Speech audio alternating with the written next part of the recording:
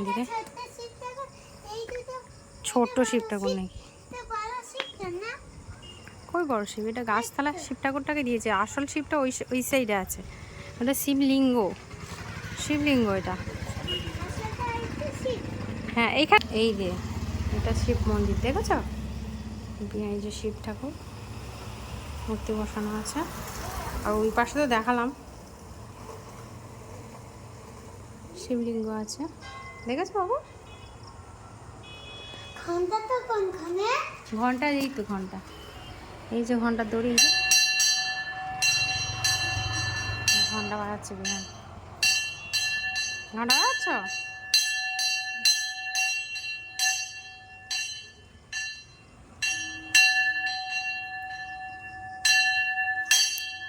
ভালো লাগছে?